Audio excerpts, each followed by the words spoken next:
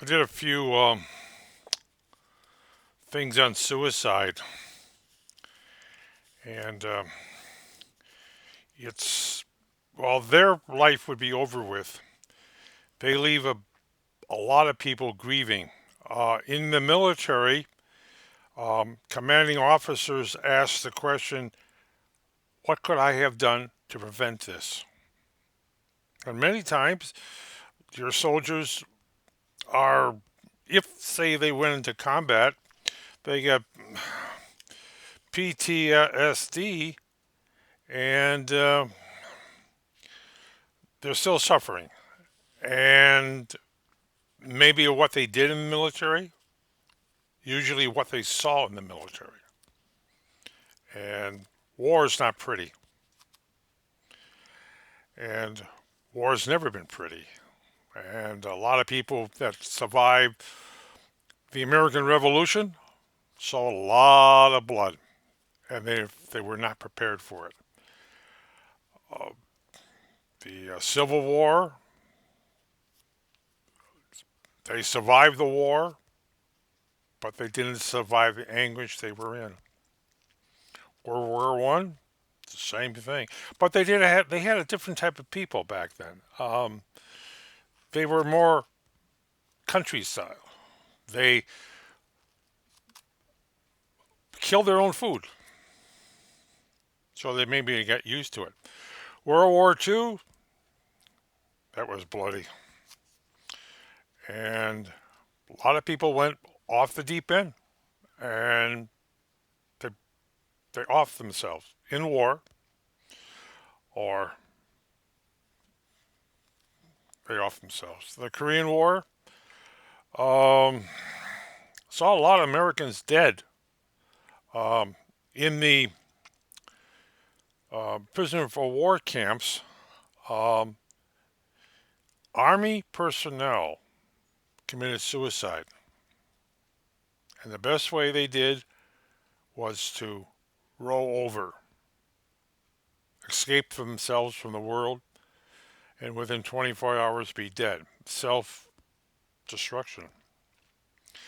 Okay, we fast forward to other wars. The Vietnam War, the same thing. It was bloody. Didn't know what the enemy did about it, but you take a lot of people that's never seen a mess and throw them in the middle of a mess. A lot of them go bunkers, and they come back and PTSD, and they off themselves, and they can't understand why. Well, um, the Israeli army, um, after a combat experience, they all get together and they talk about it. Um, but in Americans thing, they don't talk about war experience. They don't. They very rarely talk to each other about war. You ask somebody from World War II about war, and um, but Americans basically don't say anything. They don't talk. They don't take out their feelings. I know one guy I knew from that was from World War II. We would talk together, and he was, this, 15 years, 20 years after he was in World War II, he had nobody to talk to, but he found me with a ear to talk to. I kind of like somebody can talk to about what happened there. Um, Guys I knew coming back from Vietnam. Um, I guess I was their crying towel.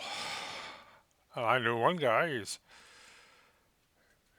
He wasn't prepared for what he was to see. Well, as another one, he was prepared. He was streetwise. His father belonged to the Chicago family, you might say. So he pretty well knew that, and he got himself in not in combat, but as a driver to officers thing, And he saw a lot of stuff, and he explained. He even took pictures, which I told him, "You don't want to show those around." Okay, and they cried. And I knew people from there, and when I went to college, I met people coming back from Vietnam. I says, "Did you ever talk to anybody about it?" And the guy said, "No, nobody wants to hear." I told him, "I want to hear. Talk to me. Talk to me." He did, and then somebody else did, and then somebody else did, and they were grieving.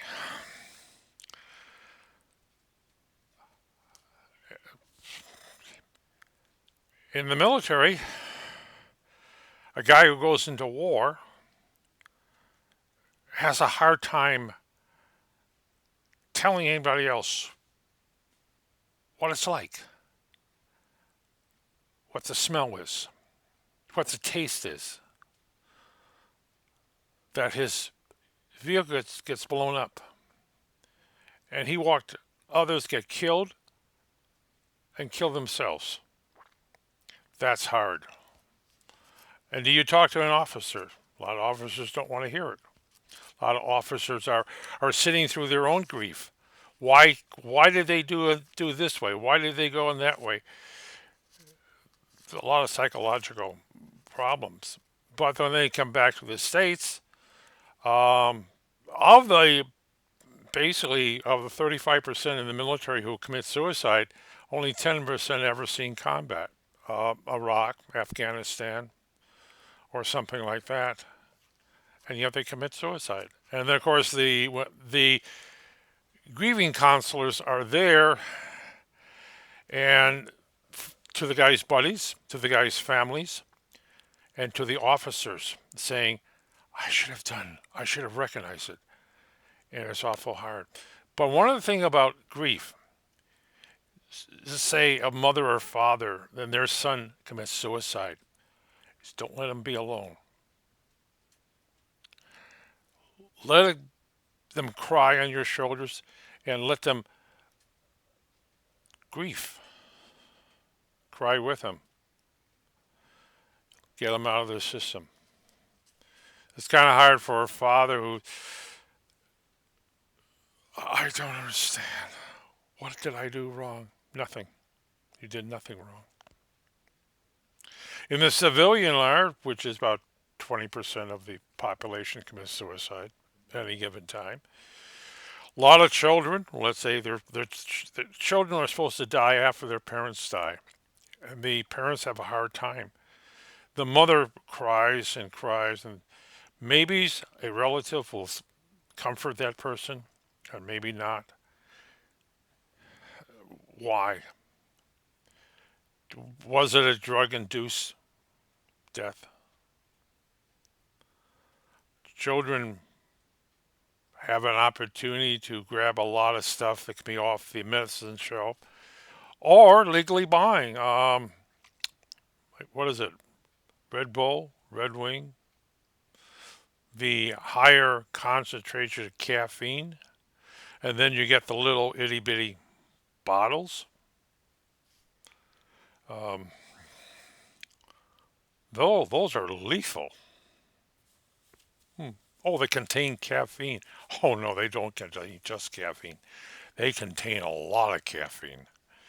And some kid taking one bottle, wow, I got energy.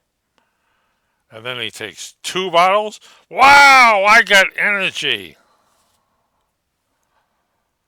And by the time he hits third bottle, his heart is really racing. Wow, I get energy.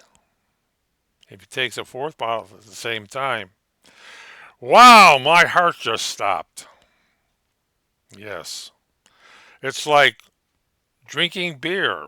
You get a little thing of beer and it's 5% alcohol and 95% water and it's a bottle.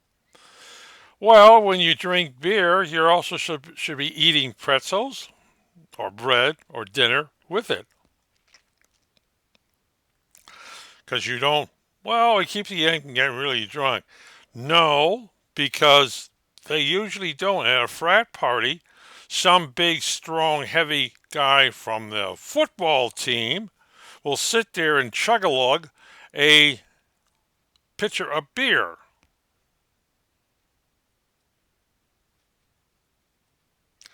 Now, if he wise, he spills more of the beer on top of himself than into his body. A lot of them don't. They sit there and they drink the whole works. And then their parents are called and saying, your child died. Oh my God, it was an accident. Maybe not. And that's the problem.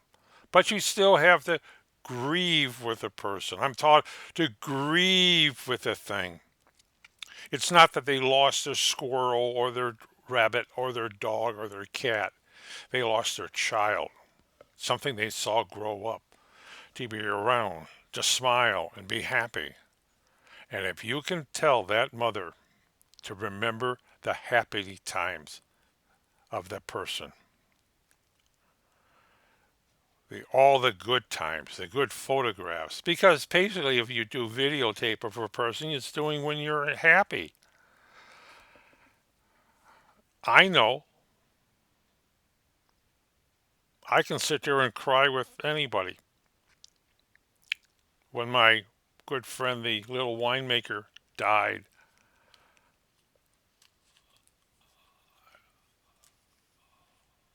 I consoled the parents by saying all the happy times I knew about him. And after a week, somebody says, "Hey, give a thing." I told stories about him, stories they'd never heard before, stories that Wayne and I and B and well, Wayne had us do things that only Mr. B and I could do, working for the Army, things that you can't do, that he well versed in, his chemistry, his photography, his long range lenses, the ability to sit there with a shotgun dish, picking up a conversation a quarter mile away with a movie camera that has this great big long lens to it, and using it against some nasty people. Well, I guess they weren't really nasty, but they were troublesome people.